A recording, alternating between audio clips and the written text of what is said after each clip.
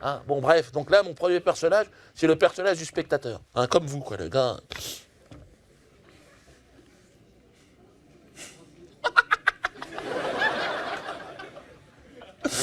Tu vas voir, trop drôle, trop drôle.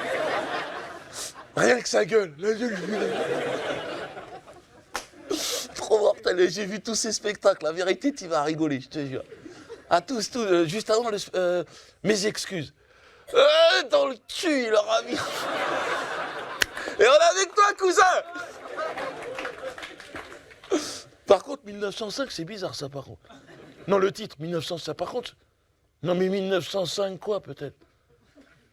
Centimètres cubes, non, peut-être. On va parler de son Subaru, à mon avis. De son Mercos, non? Qu'est-ce qu'il a comme caisse? Quoi? Ah, c'est l'année. Ah, d'accord. L'année 1905. Et qu'est-ce qui s'est passé? C'est les trucs des Noirs, non? Des esclaves, les machins. Non, vas-y, Miloud, t'as bac +2, lâche-toi, qu'est-ce qui t'arrive?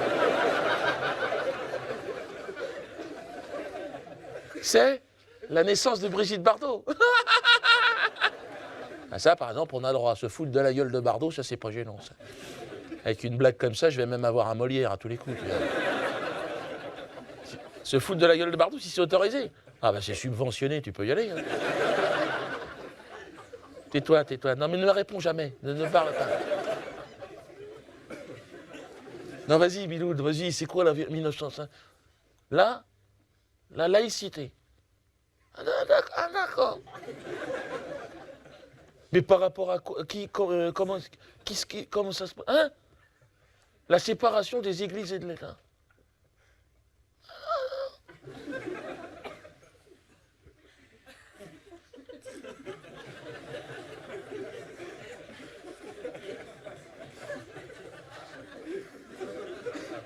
Oui, mais ça va être drôle comme truc. Non, mais c'est comique, c'est toujours un comique, l'autre. Et peut-être il a pété les plombs aussi. Hein. Attends, après tout ce qu'ils ont mis dans sa race, les médias, t'as vu ça, les bâtards, putain. Et on est avec toi, cousin, Palestine vaincra!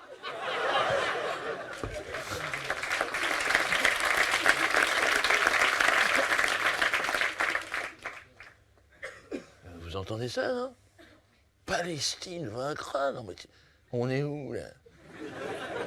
C'est qui, ces gens-là? C'est la bande de Gaza, c'est ça?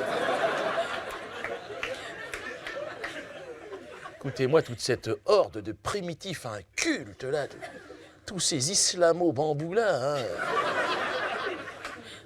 venus applaudir la haine. Et croyez-moi qu'on va lui faire fermer sa gueule à ce nazillon camerounais, vous allez voir. Ce nazi noir, tout à fait. Quoi?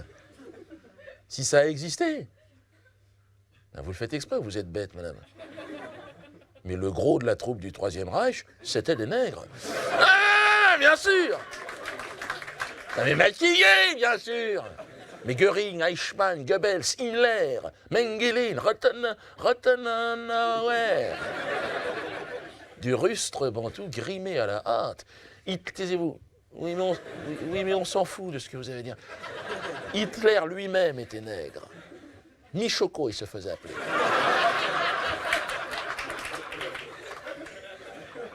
Mais non, on ne le voit pas parce qu'il s'est fait défriser les cheveux, madame.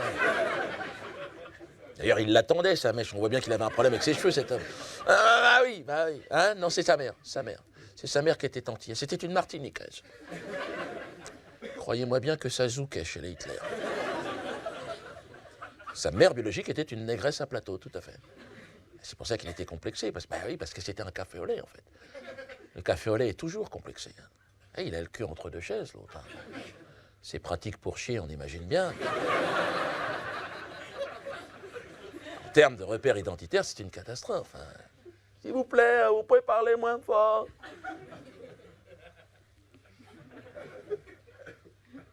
C'est à moi qui parle, le chinois, là? Qu'est-ce qui t'arrive, Mao Tse-tung? Mais j'ai quand même le droit de parler à madame, le spectacle n'a pas commencé, monsieur. Oui, ben vous êtes en France, monsieur.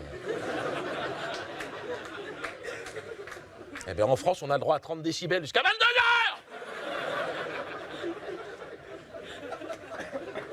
heures! Oui, mais ils commencent à se sentir à l'aise, les Chinois. C'est pas bon, ça.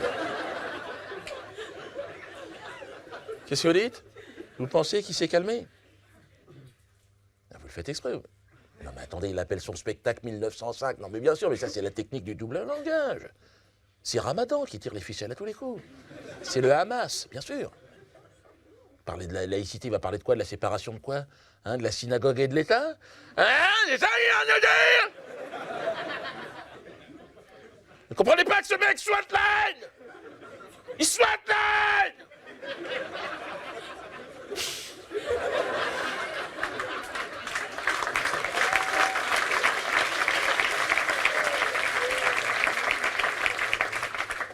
Non, c'est rien, n'ayez pas peur, c'est un problème de caillot qui se balade.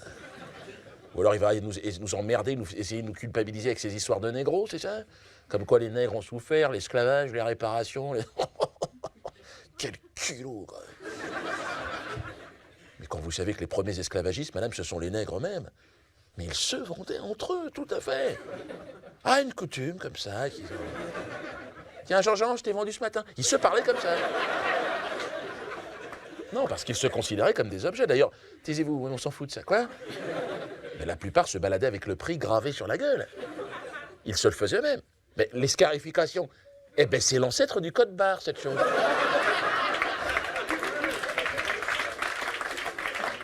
D'ailleurs, il dit qu'il est nègre, mais il est même pas nègre.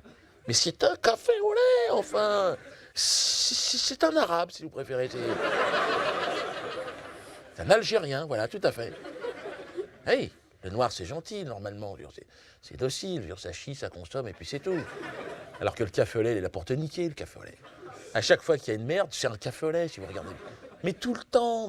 Regardez les Ben Laden, les Saddam Hussein, les Dominique Perbel. Chaque fois, c'est... Ah, attention, ça va commencer. Enregistrez surtout, enregistrez.